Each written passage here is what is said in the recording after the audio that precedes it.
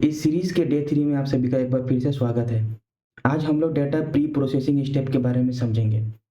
तो जैसा कि मैंने आपको पहले बताया था कि डे 3 में डेटा एनालिसिस सीरीज़ आएगा, बट मैंने सोचा कि पहले डेटा प्री प्रोसेसिंग कर लेते हैं, फिर फीचर इंजीनियरिंग कर लेते हैं, उसके बाद जो भी फीचर्स जितने भी फीचर्स बनेंगे, उसका एक ही बार डेटा एनालिसिस करेंगे। इसलिए आज के लेक्चर में, आज के इस वीडियो में हम लोग डेटा प्री प्रोसेसिंग स्टेप के बारे में समझेंगे। तो पिछले वीडियो में जैसे मैंने आपको बताया था डेटा क्लीनिंग के बारे में, तो हमने क्या किया था, डेटा को क्लीन किया था, उसके सारे जो डेटा टाइप है हमने उसको चेंज किया था, और जहाँ पर भी null values as a string pass हो रहे थे तो हमने उसको सब कुछ ठीक ठाक करके डेटा क्लीन करके हमने जाना कि टोटल 7-8 कॉलम्स में जो है 7-8 फीचर्स में जो है वो नल वैल्यूज़ प्रेजेंट थे। ठीक है, तो अभी हमारे पास नल वैल्यूज़ हैं, मतलब उसमें डेटा में कुछ मिसिंग ऑब्जर्वेशंस हैं। तो अब हमें यहाँ पर सबसे पहले देखना है मिसिंग वैल्यूज़ का इम्प्यूटेशन कैसे करेंगे। बेसिकली जो हमारे पास जो मिसिंग वैल्यू है, हम उसका जगह पर कौन-सी वैल्यू सब्स्टिट्यूट करेंगे, ठीक है? तो उसके बहुत सारे मेथड्स हैं मिसिंग वैल्यू को इम्प्यूटेशन करने का। तो सबसे पहला मेथड जो आपको स्क्रीन पर दिख रहा होगा वो लिखा है डू नथिंग, मतलब कुछ भी नहीं करने का। तो इसका मतलब ये हुआ कि जो जैसे मिसिंग है उसको हम वैसे ही मॉडल में भेज देंगे, मॉडल अपने हिसाब से समझ लेगा। लेकिन हर मॉडल मिसिंग वैल्यू को ट्रीट नहीं कर पाता है। मतलब अगर कोई ट्री बेस्ड एल्गोरिथम है जैसे XGBoost अगर आप चलाएँगे, तो वो मिसिंग वैल्यू को हैंडल कर लेगा, ठीक है? एज़ ए वो सेपरेट ब्रांच बनाकर वो मिसिंग वैल्यू को हैंडल कर लेगा। लेकिन अगर कोई लीनियर मॉडल अगर हम चलाते हैं जैसे लीनियर रिग्रेशन या लॉजिस्टिक रिग्रेशन, जो कि क्लासिफिकेशन के लिए यूज़ होता है, अगर हम उसमें चलाएँगे अपने मॉडल को, ठीक है? तो उसमें क्या होगा, वहाँ पर एरर आ जाएगा, वो बोलेगा कि यहाँ पर मिसिंग वैल्यूज़ है, तो ये मॉडल या ये एल्गोरिथम रन नहीं कर सकता है, ठीक है? लेकिन सबसे पहले हमें ये जानना है कि किसी भी डेटा में मिसिंग वैल्यूज़ क्यों होते हैं, ठीक है? आखिर क्या रीज़न है कि वहाँ पर एक मिसिंग वैल्यू है? तो अगर मैं यहाँ पर एक एग्ज़ाम्पल लूँ किसी भी मिसिंग वैल्यूज़ का, ठीक है? यहाँ पर मैं लेता हूँ रोड ट्रैफिक डेंसिटी की। तो रोड ट्रैफिक डेंसिटी मेरा क्या था, लो था, मीडियम था, हाई था, फिर जैम था। ऐसा भी हो सकता है कि जो डेटा के हिसाब से ये क्लासिफ़ाई करना काफ़ी मुश्किल होगा कि रोड डेंसिटी जो है लो है कि मीडियम है कि हाई है कि क्या है, ठीक है? तो उस कंडीशंस में बेसिकली वहाँ पे डेटा मिसिंग हो गया होगा, क्योंकि यहाँ पर कोई पार्टिकुलर इन्फॉर्मेशन अवेलेबल होगा ही नहीं रोड ट्रैफिक डेंसिटी के, तो पता कैसे चलेगा कि रोड ट्रैफिक डेंसिटी क्या है? वो 4 कैटेगरी में ला ही नहीं कर पाता होगा। तो इसलिए वहाँ पर डेटा में मिसिंग आ रहा है। इस तरीके से बाकी सारे फीचर्स में भी मिसिंग हो सकते हैं। यानी कि मेरे कहने का मतलब ये है कि अगर डेटा में कुछ मिसिंग है, तो इसका मतलब ये नहीं कि वो अ, खुद ही मिसिंग हो गया है। कोई ना कोई पार्टिकुलर रीज़न रहा होगा मिसिंग होने के लिए। तो ये बहुत बड़ी चीज़ है कि अगर डेटा में कुछ मिसिंग है, तो कुछ ना कुछ रीज़न है उसके पीछे मिसिंग होने के लिए। इसका मतलब ये हुआ कि वो जो मिसिंग वैल्यू है, वो भी काफ़ी यूज़फुल इन्फॉर्मेशन है हमारे डाटा के लिए कि वो क्यों मिसिंग है। डाटा में मिसिंग होना कुछ गलत बात नहीं है, डाटा में मिसिंग होते हैं, बिल्कुल होते हैं। आप किसी इंडस्ट्री में भी जाओगे काम करने, तो वहाँ भी आपको बहुत सारे मिसिंग वैल्यूज़ दिखेंगे। तो सबसे पहले है कि कुछ नहीं करने का। दूसरा जो मेथड है, तो उसमें क्या करते हैं, अगर मेरे पास नल वैल्यूज़ बहुत ज़्यादा है, लेट्स से 95% से ऊपर है किसी भी कॉलम में, तो बेहतर यही है कि हम उसको हटा दें, ठीक है? अगर उसको हटाने से हमारा फीचर्स कम नहीं होता है, ठीक है? हमारे पास मान लीजिए 1000 फीचर्स है, 2000 फीचर्स है और लगभग 50-60 फीचर्स में ऐसा आ रहा है कि 95% से ज़्यादा नल वैल्यूज़ है, तो बेहतर है उसको कि हटा दें। हमारे पास और बाकी फीचर्स हैं, हम उससे काम चला लेंगे। लेकिन हमारे मॉडल में कुछ ऐसे फीचर्स ना चले जाएँ जो कि ज़ीरो वेरिएंस वाले फीचर हो। जैसे ये सर कैसे ज़ीरो वेरिएंस वाले फीचर हो जाएँगे, बिल्कुल कंसिस्टेंट हो जाएँगे यार। 95% की 95, 96, 99% केसेस में क्या होगा, वो नल ही रहेगा। तो इससे बेहतर है कि हम उसको हटा दें, ठीक है? ऐसे लो वेरिएंस वाले फीचर्स को हटा सकते हैं हम। दूसरे किसी केस में अगर नल वैल्यूज़ बहुत ही कम है, 1 से 2% है या फिर 1% से भी कम है, बहुत कम है, क्या करेंगे, हम उस रोज़ को हटा देंगे। जो नल वैल्यूज़ है उसके जगह पर हम कुछ कांस्टेंट वैल्यूज़ को रख सकते हैं। मतलब नल वैल्यूज़ है उसके जगह पर कोई एक पार्टिकुलर कांस्टेंट वैल्यू जैसे -15 टाइम 9 -8 टाइम 9 ऐसा कुछ करके, या -1 -2 ऐसा कुछ कांस्टेंट वैल्यू रख सकते हैं। और वो कांस्टेंट वैल्यू जो है पूरे ओवरऑल कॉलम का जो मिनिमम है और मैक्सिमम है उससे काफ़ी अलग होना चाहिए, ताकि मॉडल को पता चले कि ये मिसिंग वैल्यूज़ है। जो कि बहुत पॉपुलर मेथड है। उसमें हम क्या करते हैं, जो हमारे पास मिसिंग वैल्यूज़ है उसको मीन, मीडियन या मोड से रिप्लेस करते हैं depending on the distribution of the data. अगर हमारे पास न्यूमेरिकल डाटा है तो हम उसको मीन या मीडियन से रिप्लेस करते हैं, और अगर हमारे पास कैटेगरिकल फीचर्स है तो हम उसको मोड से रिप्लेस करते हैं। उसके बाद मैंने क्या किया, यहाँ पर मैंने निकाला है कि हमारे कितने फीचर्स में कितने परसेंटेज ऑफ ऑब्जर्वेशन मिसिंग है। तो यहाँ पर मैंने मिसिंग डीएफ नाम का एक डाटा फ्रेम बनाया हुआ है, और मैं यहाँ पर क्या कर रहा हूँ, एक डाटा फ्रेम बना रहा हूँ जिसमें मैं सारे फीचर्स के नल का सम ले रहा हूँ। ठीक है, तो इसको अभी मैं रन कर देता हूँ।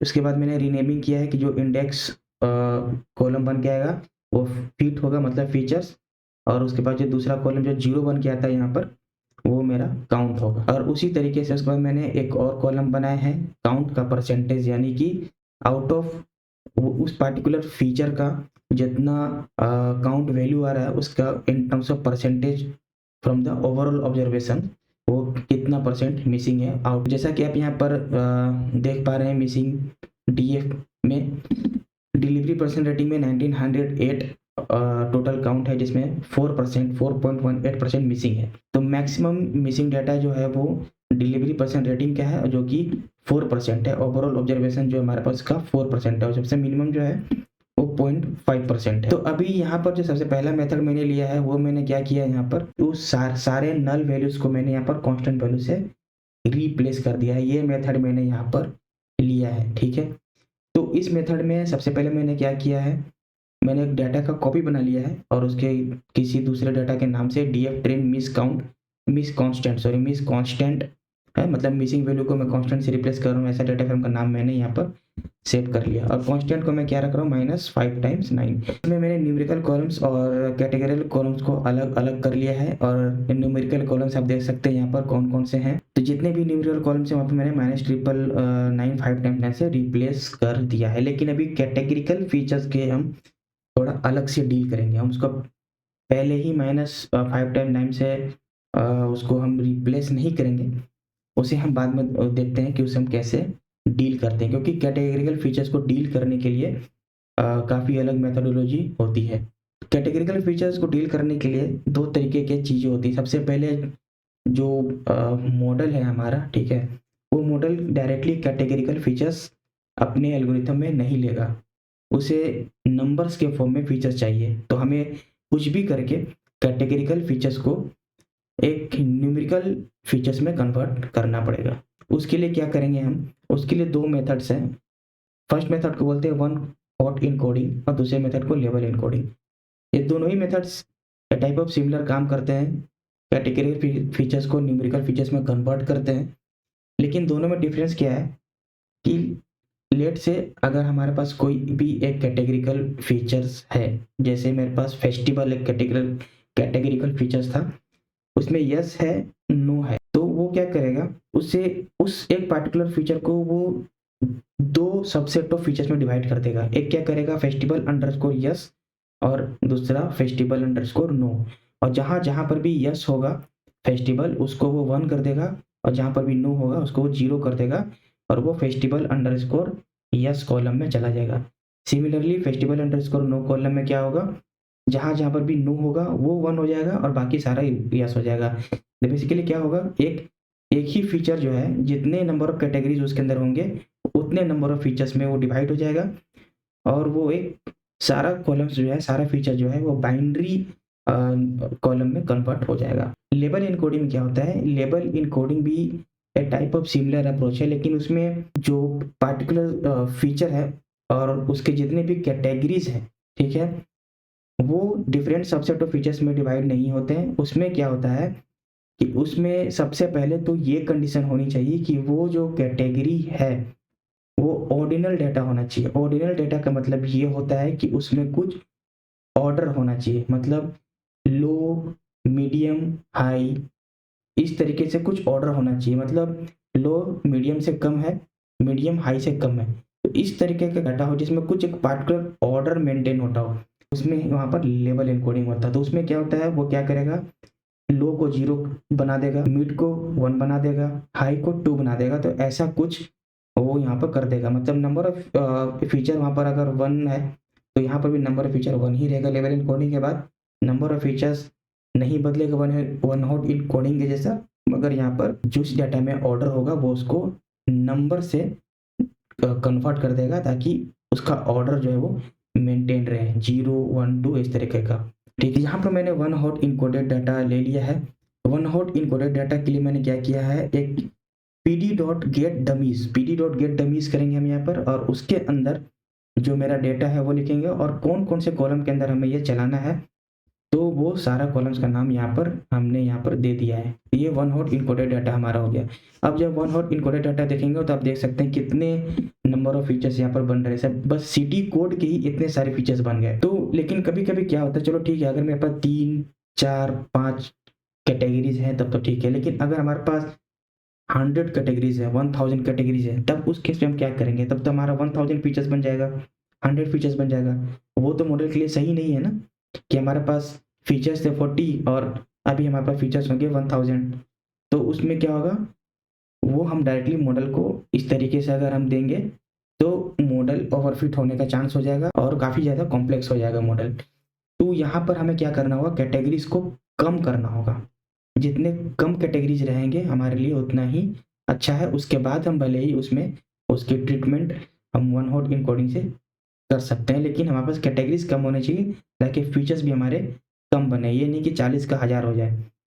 तो अभी यहाँ पर जो मैंने फंक्शन लिखा है वो बेसिकली क्या करता है, ग्रुपिंग का काम करता है। कैसे करते हैं यहाँ पर हम लोग, कि कोई भी कैटेगरिकल कॉलम्स है उसको ग्रुपिंग करना। तो ये फंक्शन बेसिकली क्या कर रहा है, इस फंक्शन को ध्यान से देखिए। ये एक पार्टिकुलर कैटेगरी को लेता है यहाँ पर, उसके बाद उसका वैल्यू काउंट निकालता है।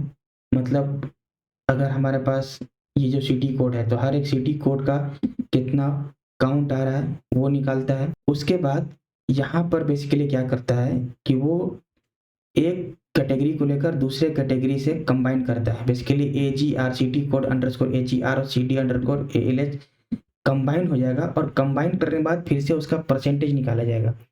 तो अगर वो परसेंटेज 1% तक, एटलीस्ट 1% तक बनता है, तब हम उसको एक ग्रुप में डालेंगे। अदरवाइज क्या करेंगे, नहीं अगर होता है तो फिर से ये तीनों कंबाइन होगा। ये तीनों अगर 1% हो गया, ओवरऑल जो ऑब्जर्वेशन उसका 1% हो गया, तो क्या करेंगे, ये तीनों एक साथ कंबाइन हो जाएगा। तो बेसिकली यहाँ पे क्या करते हैं, इसको हम लोग बोलते हैं grouping based on the frequency. इसकी जो फ्रीक्वेंसी है हम इसका कंबाइन करते हैं कि 3-4 फीचर मिलके पूरे ऑब्जर्वेशन का एटलीस्ट 1% या 2% जितने भी कैटेगरीज हम रखना चाहें वहाँ पे। यहाँ पर मैंने जैसे यहाँ पर एग्जाम्पल के लिए यहाँ पर 0.01 लिया है, 1% रखा है, तो 1% एटलीस्ट हो जाए मेरा। यहाँ पर मैंने इसको कंबाइन कर दिया है, जैसे आप यहाँ पर देख सकते हैं। जैसे ये वाले फीचर्स में देखो, ऊपर वाले जितने में फीचर्स थे वेदर कंडीशन में, वो सारे एक एक फीचर्स ही बन रहे हैं, क्योंकि यहाँ पर मैंने बिन परसेंटेज 10% लिया है, जिसको 0.1 है। तो यहाँ पर जैसे देखिए, मोटरसाइकिल एक अलग ग्रुप है, स्कूटर का अलग ग्रुप है, लेकिन ये दोनों एक साथ कंबाइन हो गए, क्योंकि ये दोनों का अलग अलग 10% कंट्रीब्यूशन नहीं होगा, लेकिन ये दोनों मिलाकर 10% कंट्रीब्यूशन हो जा रहा है। सबसे फायदा हमारा देखिए सिटी ग्रुप में हुआ। सिटी ग्रुप में क्या हुआ, ये जैसे देख रहे हैं सबसे बड़ा ग्रुप है, ये सारा एक साथ कंबाइंड हो गया, तो एक पार्टिकुलर ग्रुप बन गया, ग्रुप 6 बन गया ये। तो यहाँ पर बेसिकली क्या हुआ कि अगर हमारे पास कितने सारे टोटल 22 सिटी कोड थे, उसमें देखिए कितने, बस हमारे पास 8 ही सिटी कोड बचे हैं।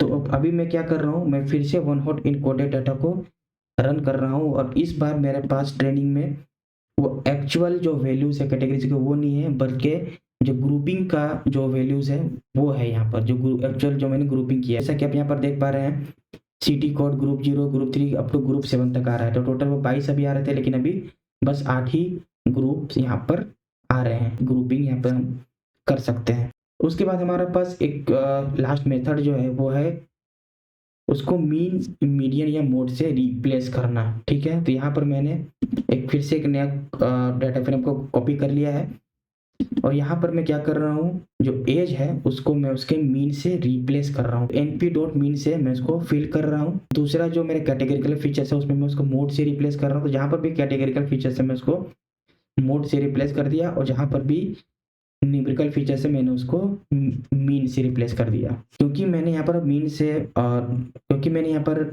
मोड से रिप्लेस किया हुआ है, तो मैं यहाँ पर क्या करूँगा, फिर से एक बार कैटेगरीज को कंबाइन कर लेता। कैटेगरिकल फीचर्स थे वहाँ पे, राइट, उसमें तो अभी मेरा ग्रुपिंग के पहले का डाटा होगा, ठीक है। तो यहाँ पर मैंने क्या किया, फिर से इसको इससे रिप्लेस कर दिया। तो अभी भी मेरा जो ग्रुपिंग है वो बिल्कुल सेम है, ग्रुपिंग नहीं बदला है। अभी हम कोई भी एक डाटा फ्रेम को यूज़ करेंगे या दोनों डाटा फ्रेम को यूज़ करेंगे। नेक्स्ट स्टेप मेरा होगा फीचर इंजीनियरिंग का। तो ये हमारा डाटा प्री प्रोसेसिंग कंप्लीट हो गया है। हमने डाटा को अच्छे से प्री प्रोसेस कर लिया, कैटेगरिकल फीचर्स को न्यूमेरिकल में कन्वर्ट कर लिया, और जितने भी इन न्यूमेरिकल फीचर्स थे हमने उसको भी ट्रीट कर लिया, ठीक है। उसमें भी हमने मिसिंग वैल्यूज इंपोर्टेशन कर दिया, और अब हमारे पास एक भी मिसिंग नहीं होगा। अगर हम यहाँ पे मिसिंग वैल्यूज देखते हैं तो सिर्फ हमारा जो डेट टाइम है बेसिकली उसमें यहाँ पर मिसिंग है। तो डेट टाइम में जो मिसिंग है उसके लिए भी हम कुछ ट्रीटमेंट नहीं कर रहे हैं, ठीक है। जैसा जो मिसिंग है उसको मिसिंग रहने देते हैं।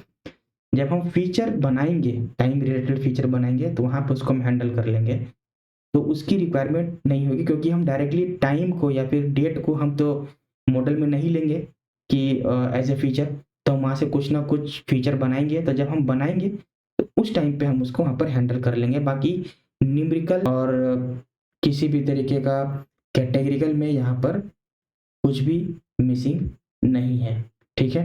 नीचे जो आप ये सब देख रहे हैं, आप इसको अभी थोड़ा कुछ टाइम के लिए इग्नोर कीजिए। ये फीचर इंजीनियरिंग का कुछ पार्ट इसमें आ गया है जो जिसकी मैं वीडियो बना रहा था, ठीक है। तो आप इसको इग्नोर कीजिएगा। अभी हम लोग नेक्स्ट सीरीज में इसको नेक्स्ट लेक्चर में हम इसको देखेंगे। फिर मिलते हैं नेक्स्ट स्टेप में। और यार इस वीडियो को आप लोग ज़्यादा से ज़्यादा शेयर कीजिए, लाइक कीजिए, और चैनल को सब्सक्राइब कीजिए। आप लोग चैनल को सब्सक्राइब नहीं कर रहे हैं, वीडियो को लाइक नहीं कर रहे हैं, तो मुझे भी कुछ खास मोटिवेशन नहीं आ रहा है वीडियो बनाने में। अगर आपको वीडियो पसंद आता है तो उसको आप ज़रूर से ज़रूर लाइक करें, और अपने फ्रेंड्स को भी बोलें कि चैनल को ज़्यादा से ज़्यादा सब्सक्राइब करें।